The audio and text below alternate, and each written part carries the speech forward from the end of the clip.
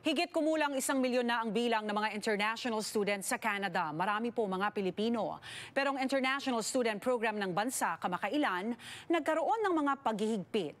Mga pagbabago sa polisiya na ayon sa isang eksklusibong poll ng Omni at Leger, suportado ng maraming immigrants sa bansa.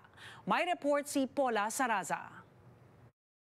Nag-Canada ako kasi sabi ng marami na madali nga yung student pathway sa Canada and very open yung Canada. So ang nasa isip ko nung pumunta ako dito is it's an open country and maraming opportunities. Ito raw ang rason ni Mary Alexandra Carles kung bakit niya pinili ang Canada. Isa siya sa maraming mga Pilipinong international students sa bansa. Pero kamakailan ang immigration program na pinasukan nila, naging sentro ng batikos at nakaranas ng sunod-sunod na mabibigat na pagbabago. Actually, nung time na yun, nagpanic kami. Really worry ko after is like, kung yung program ko ba kasama doon. Ilang paghihigpit sa programa ang inanunsyo ng federal government, gaya na lamang ng paglimita sa tatanggaping estudyante at reforma sa post-graduation work permit eligibility. Bago pa man ang mga anunsyong pagbabago, nagsagawa na ng isang eksklusibong poll ang Leger para sa Omni News, kung saan lagpas sa kalahati ng mahigit 1,000 respondents o 67% ang naniniwalang kinakailangan ng mas mahigpit na patakaran sa International Student Program. From what they've announced, it doesn't seem that your PGWP eligibility will be tied to labor market shortages. They did add a requirement, a language requirement component, when you're applying for a PGWP, which works to your advantage if you're an international student, because you will eventually have to do this anyway in order to qualify for most PR pathways. Naging open ang Canada, may mga naging abusado, ayun lang talaga damay ang lahat. Hindi man apektado sa pagbabago sa programa ngayong may PGWP na.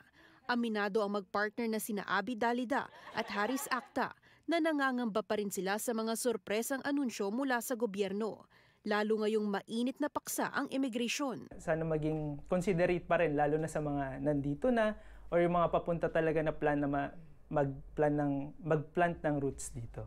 Sa kabila naman ng lumalakas na negatibong sentimiento ng publiko, sa survey ng Omni at Leger, 69% ang nagsabing tila nasisisi lamang ang immigrants sa mga krisis na hinaharap ng bansa.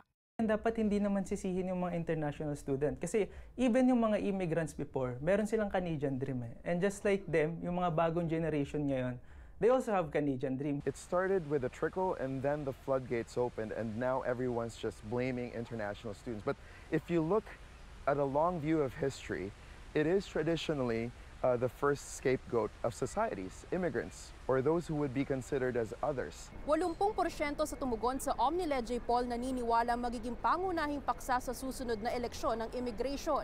Sa nakikitang trend na paghihigpit ng immigration policies, isang bagay daw ang ikinababahala ni Dangzalan.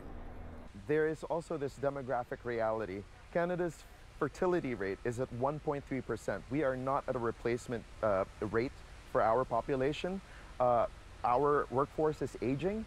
If we do not have a replacement rate, population growth rate, we have a problem if we close off immigration. Nakatakdang ilabas ang 2025 to 2027 Immigration Levels Plan sa Nobyembre, kung saan sa kauna-unahang pagkakataon, kabilang na ang target sa bilang ng tatanggaping mga temporary residents sa Canada. Paula Saraza, Omni News, Toronto.